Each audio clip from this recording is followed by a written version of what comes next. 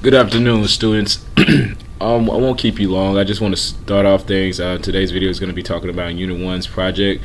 And we're also going to discuss your homework assignment you had this past few days using your workbooks. So I just want to start off with a little intro video, get things going. You know I like the motivation. Let's grind. Tell me what you think.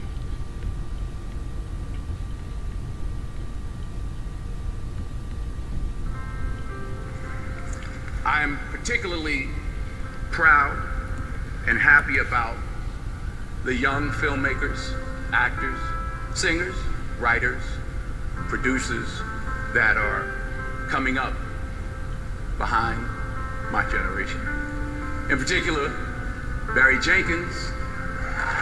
Young people understand this young man made 10, 15, 20 short films before he got the opportunity to make Moonlight. So never give up.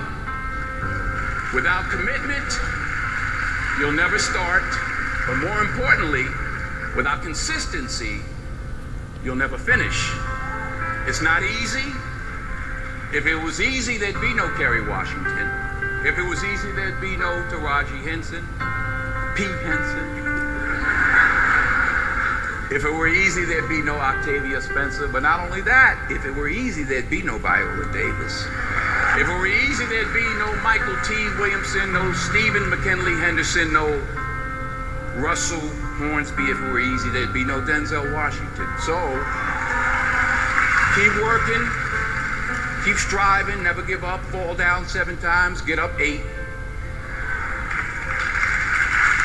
Ease is a greater threat to progress than hardship. Ease is a greater threat to progress than hardship. So, keep moving, keep growing, keep learning. See you at work. So, that was just a little intro. Denzel Washington speaking at, I think it was the Oscars. He won the most outstanding actor. I don't know exactly which movie he was in, but it was a very powerful moment in the speech. I think it really applies to the things that we try to do and accomplish here in school and just in life in general. So hopefully you were able to take something from it. Let's get to the nitty gritty. We're going to start with our Unit 1 project review, just going over things that you got to do. Pull up the document. There we go. So first things first, you have to choose 2 topics. I think on yours, I first told you, first showed it had 3 topics, but it's actually only 2. You're going to begin by choosing 2 topics listed on the last page and develop a claim for each. Okay, so you choose one of those topics and develop a claim for both of them. Next, after researching your topic, you're going to type out 1 complete body paragraph. That should be paragraph. Take that as all. Report that describes your topic. So it's going to be technically 2 paragraphs per topic. All right. You must include the following things in your report to receive full credit. So let's go through it.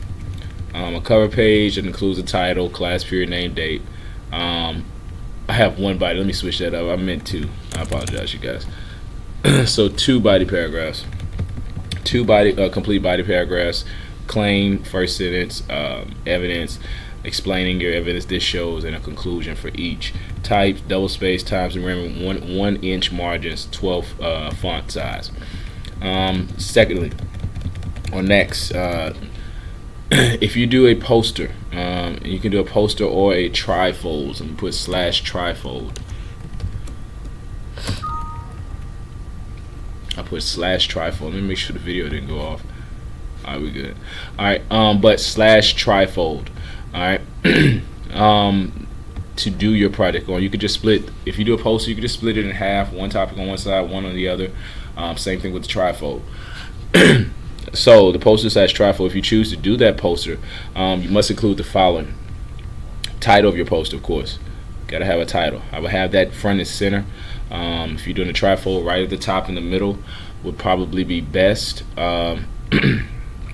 Minimum of 5 different pictures. Key, 5 different pictures that are connected to your topic, of course.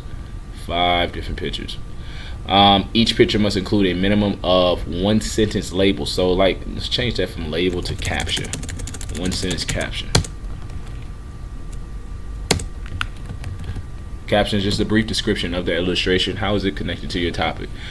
Each picture must include one sentence caption. Let me highlight that as well. Just highlighting key things in this document that I feel are most important.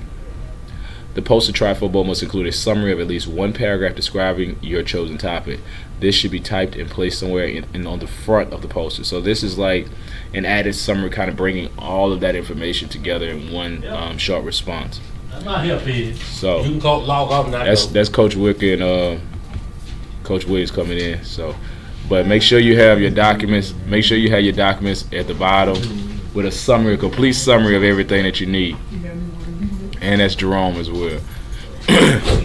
He had me in one of his videos last year. So if you can also have the option to do a model. You also have the option to do a model as well. You can do a clay model, shoebox. I'm gonna take out battle recreation because we're not discussing battles.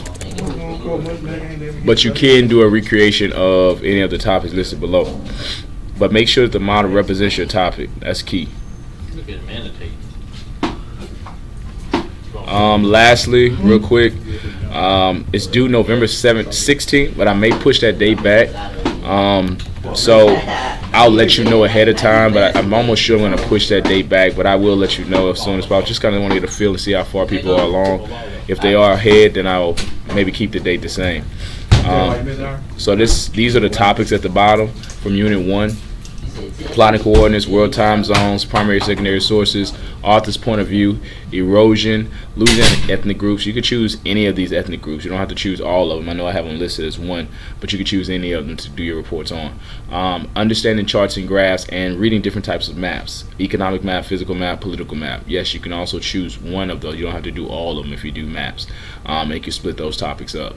So you're going to research information on it. Tell me what those topics are about, how they're connected to Unit 1 and all that good stuff, and just have everything that's listed above. If you have any questions, just ask. On my off periods this week, I will be devoting some time for students to come in and do a little work, and I'll write you a pass to class, so that's cool. Next up, I want to look at your homework assignment, which deals with the workbook real quick. You had to complete chapters 1 and 2, all of the questions, and you had to unwrap all of the sections. They're not really long, so let me get there to chapters 1 and 2. Chapter 1 dealt with primary and secondary sources. That's the historical thinking skills. So, for example, in chapter 1, let me go to the first page of chapter 1.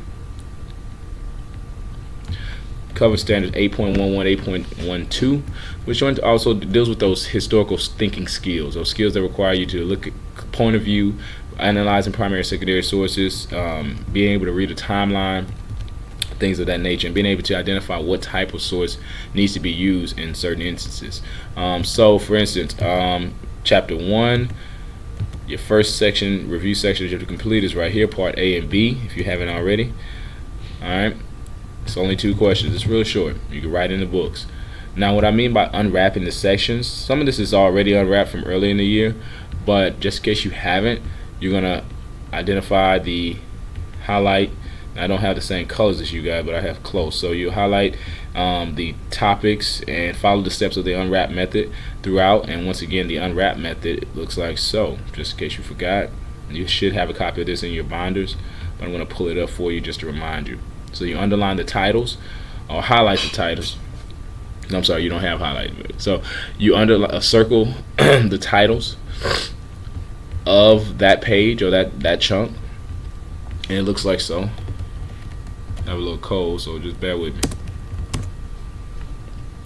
Almost done, you guys. I know you're trying to enjoy the rest of your day. Also, pay attention to the midterm elections. They're really important. I may have a bonus question tomorrow on that. Who is running in our local election? What amendments are on the ballots? So just take a look at that as well. I think I'm going to send a remind question about that. But the unwrapped document looks like this.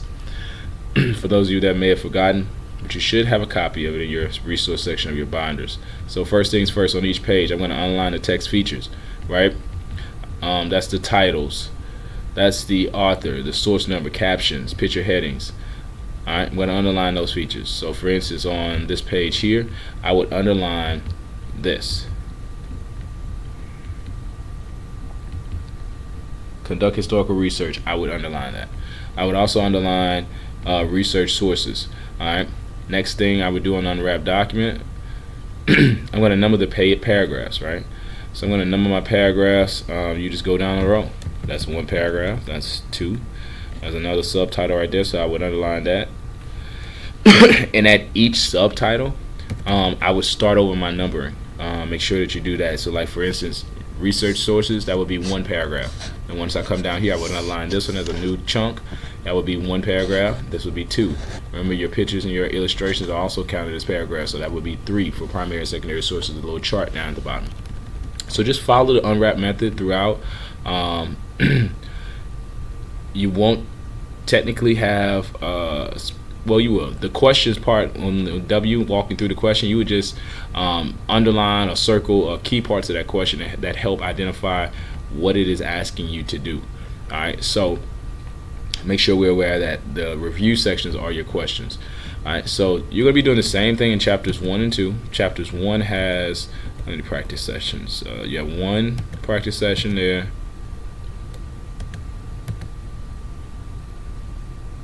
You have two here. Practice 2. You have determine the meanings of words. Practice 3.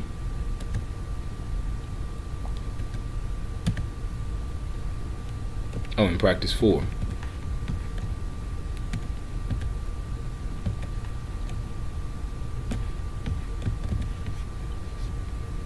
I think it's only 4 sections in here. Alright. So timelines, no, you think you have one more. You actually have 5 practice sessions in chapter 1. Alright, but it's lightweight, it's not hard stuff. Then when you get to chapter 2, which is where we are right now in unit 2, talking about those early European groups that came here and settled and the reasons why, also how they connect to the Mississippi River, and just overall how they affected the growth of the Louisiana Territory. So how many sections do you have? But the same methods apply. Unwrap the sections and answer the practice questions. Simply put, old school. It's like a review to give us a heads up. This will give us a heads up on what we're talking about right now and some things that we've already discussed, just to rehash and make sure that we understand what's going on. And it'll also give you some insight of things that we're about to discuss in the future, next few classes. So it'll just give us a great review, have us up to date on key material. You have one practice session. See, it's not that many in this section. I think you only have one. That looks good right there. If you only have one practice session, I think it is only just that one. Yeah, you only have that one, so that's lightweight. Don't forget to grind. Greatness requires your necessary determination. If you have any questions about any of these activities or the project, just hit me up on the Remind app.